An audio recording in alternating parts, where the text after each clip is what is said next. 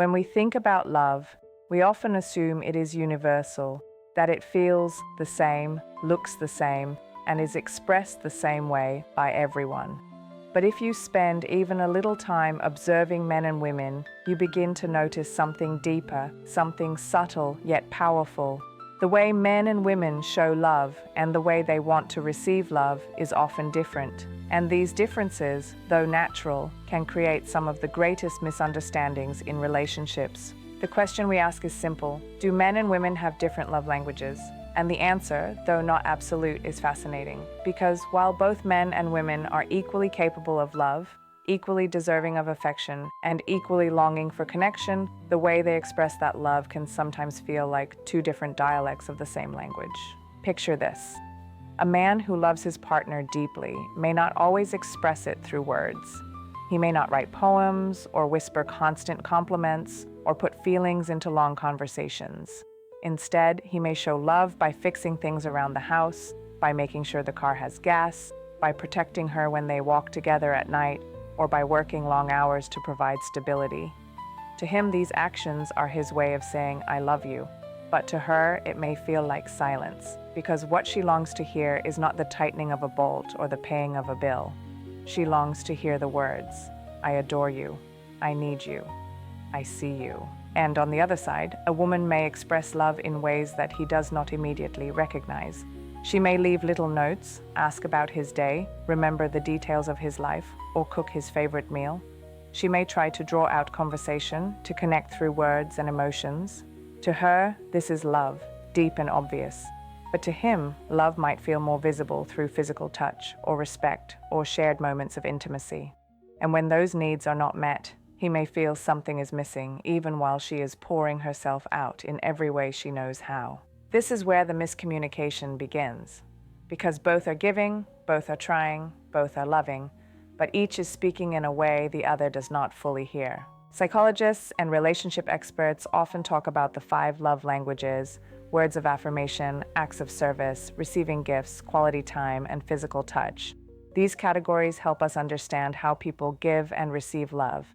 But what becomes clear when we look closely is that men and women often lean toward different expressions, shaped by culture, by upbringing, by personality, and by centuries of social roles. Men, for example, are often taught that action speaks louder than words. They grow up believing that proving love means doing, fixing, providing, protecting. And so, their love language frequently takes the form of service and responsibility. A man might quietly change the oil in his partner's car, believing he has shown his care. He may work late nights so the family has comfort, believing his sacrifice is proof of love. He may hold back tears or emotions, thinking that strength itself is love. Yet, his partner may not see these gestures as affection. She may interpret his long hours as absence, his silence as distance, his stoic face as lack of feeling. Women, on the other hand, are often encouraged to express emotion openly. They are told that love is communication, tenderness, nurturing. They grow up believing that proving love means connecting, listening, sharing. And so, their love language often leans toward words of affirmation, quality time, and emotional support. A woman may want to sit together to talk about feelings, to hear, and to be heard. She may want reassurance through verbal expressions, not because she doubts his love, but because hearing it keeps her heart safe. She may want the embrace, the small touches, the unspoken signals of closeness. And when these are missing, she may feel unloved, even though he believes he is showing devotion every single day. Neither is wrong, neither is lesser. They are simply different. And these differences, if not understood, can create endless frustration. One partner says, "I do everything for you and you never appreciate it." The other replies, "You never tell me you love me, you never make me feel special." Both are right and both are wrong, because the issue is not love, the issue is translation. Think of it like 2 radios tuned to different frequencies. Both are broadcasting signals, both are sending out music, but unless they are tuned to the same station, they will hear only static. Love languages work the same way. You may be broadcasting love at full volume in your language, but if your partner is tuned to a different channel, they will only hear noise, not music. Science also helps us understand this difference. Studies on brain chemistry show that men often release oxytocin, the bonding hormone, through physical touch and shared activity, while women often release it through emotional connection and verbal communication.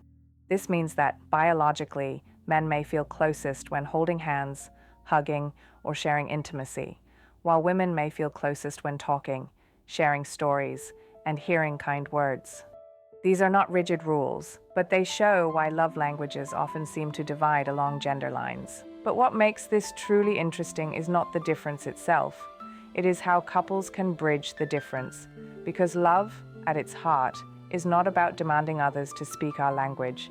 It is about learning theirs.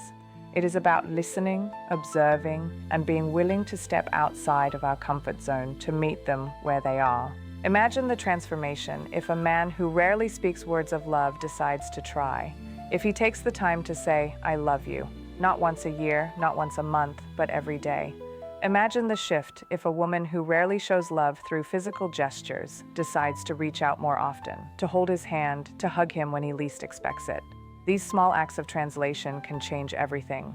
They can turn static into music, silence into connection. But many couples never reach this point. Instead, they hold tightly to their own language, waiting for the other to adapt. A man says, "Why should I have to keep saying I love you when I already prove it every day?" A woman says, "Why should I have to show affection physically when I already give him all my attention and care?" And in this standoff, love begins to wither. Not because it is gone, but because it is misunderstood. The truth is, men and women do often have different love languages, but this is not a wall between them. It is a bridge waiting to be built.